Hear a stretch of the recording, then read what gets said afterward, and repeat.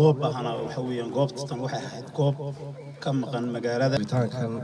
laga furay xaafadda Sarbaayo maxadka Al-Hidaaya runtii waxaynu u baahanahay in aynu kor u qaadno tayada bari aan idin leeka loox baan qaadan jiro macadku waa macad cusub macad Al-Hidaaya macadka Al-Hidaaya galabta aynu xariga ka jarnay aad iyo aad baa loogu baahnaa baahi badan hadda uu daboolay بسم الله الرحمن الرحيم الحمد لله رب العالمين والعاقبة للمتقين ولا عدوان على الظالمين وصلى الله وسلم على نبينا محمد أجمعين آدي آد بن السلام يا marka hore asaasayaashii soo asaasay xafladda tan quruxda badan aad iyo aad u mahadsan yihiin ilaahayna miisaanka xasanaadka ugu daro waa loo baahnaa waxa weeyaan goobtan waxay ahayd goob ka maqan magaalada oo waxa weeyaan magaalada hadda way badatay waxa weeyaan waxay soo jirtaa in aad iyo aad masaafo dheer marka wuxuu ahaa booskan boos dhiman maadaama uu dhimanayo rag garteen in la asaaso oo la sameeyo waxa weeyaan aad iyo aad bay ugu mahadsan yihiin wixii taageero oo ka horena waa u taageernay hadeerna wixii taageero oo ka dhiman waa ku daranaa insha Allah waxaan leenahay masaajidku kaas waa qabyo oo wuxuu rabaa in la qabyo tiro inta ka dhiman shaweynta isku meesha halkan waxaan isugu nimi furitaanka maxadka Al-Hidaaya runtii waa maxadkii labaad ee yeelato waan filayaa degmada Taleeh waana arrin aad iyo aad loogu baahnaa furitaankan laga furay xaafadda Sarbaayo maxadka Al-Hidaaya runtii waxaynu u baahanahay in aynu kor u qaadno tayada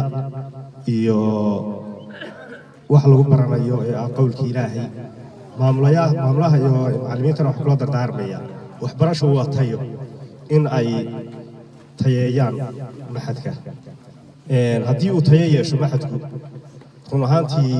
samcadiisa iyo sharaftiisu kor bay u kordhisaa wuxuuna noqonayaa mid la mahadiyo haddiise tayadiisu hooseyso wuxuu noqonayaa biyo culnaanshay run ahaantii wuuna xidhmayaa waayo wuxuu ku tiirsan yahay oo goob waxbarasho ay ku furnaataa waa mujtamacina haddii ay ka waayaan goobtii ay carruurtoodu ay u soo dirayeen oo wax ku dhigayeen tayo cid wax keenaysaa ma jirto maamulaha iyo macallimiinta waxaan kula dardaarmayaa in ay maxadkan maanta la furayo ay tayeeyaan bismillaahi rahmaani rahiim bulshada dhammaanteed waxaan ku soo dhaweynayaa salaamta islaamka assalaamu calaykum waraxmatullaahi wabarakaatuh xafladdan quruxda badan oo la agaasimay oo xoog gala hantidu gashay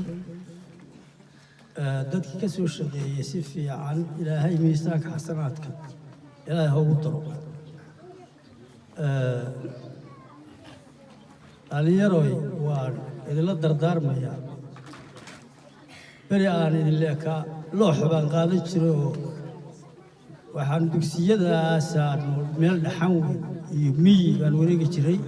diida saasaan ku baranay idinku waad aragtaan meesha laydinsoo keenay maqla waa inaad wax barataan soo barbaara akhlaaqdiinnana ilaashada macadku waa macad cusub macad Al-Hidaaya waxa uu ka kooban yahay 4 qaybood haddaan ka warbixiyo macadku waa cusub yahay qaybta koowaad waxa weeye qayb loogu talagalay in waxa weeyaan bulshada lagu dhiso iyo waxa weeyaan ardayda hooseysa sanadka koowaad oo waxa weeyaan fartooda iyo akhrintooda lagu baro saddexda qaybood ku xigana waxa weeyaan sanadka labaadna kutubta ay baranayaan ka saddexaad ka labaad ka saddexaadna way ku qalin jabinayaan waa waxa weeyaan shay aad loogu baahnaa macadkan oo Ilaahay subxaanahu wa ta'aala sharcigiisa ayaa lagu baranayaa waana diini macadkuna wuxuu ka kooban yahay waxa weeyaan intaas oo qaybood waxa la doonayaa inaynu ka faa'iideysano oo waxa weeyaan cilmiga aynu waxa weeyaan qof walbaba waxa weeyaan cilmiga ka faa'iideysto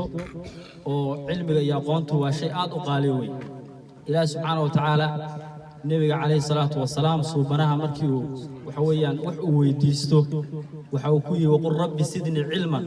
إلهي علمي سيادة كله وشيء كلمة إله سبحانه وتعالى ويجري رسولك عليه الصلاة والسلام إلهي ويديستو علمي يقون marka aqoontu waxa weeyaan waa shay aad u qaali weeyaan in laga faa'iideysto ay u baahan tahay dadka al-hidaaya galabta aynu xariga ka jarnay ama xafladii furitaanka aynu galabta u fadhino ilaah suura galiyay allahumma lakal hamdu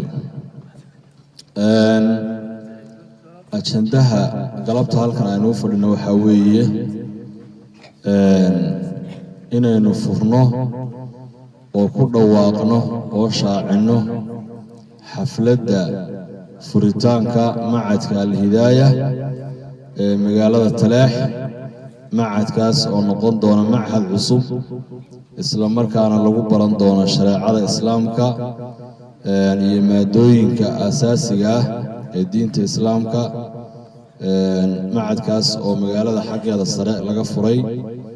runtii waa loo baahnaa macadkan inuu halkan ka furmo maan waa salaamayaa ka soo qaybgalayaasha caaqilka iyo uqaasha iyo waalidiinta iyo dhammaan bulshada dhan waa salaamayaa marka koowaad waxaan u mahad celinaynaa ilaahay subxaanahu wa tacaala marka labaadna waxaan rabaa inaan u mahad celiyo bulshooyinkii ka qayb qaatay masjidkan iyo goobtan dhismaheeda oo weli masaajidku uu qabiye yahay intan hadda inoo dhisan mahadka laga furayo ilaahay subxaanahu wa tacaala miisaanka xasanaadka alle ha ugu daro aad iyo aad baa loogu baahnaa baahi badan hadda uu daboolay waa intaasoo looga sii dhowaado haddada aragto halkaa fadhida iyo in kaloo aan gaafta kasoo qayb gelin way dhigtaan ama malcamada ha u dhigteen ama maxaad ahaan ha u isticmaaleen mid walbana waa lagu faa'iiday wax badanna way ka dhigan yihiin laba koowan waxaan oran lahaa masaajidka iyo maxadka wixii qabya ka ah bayuuratiga hala saaro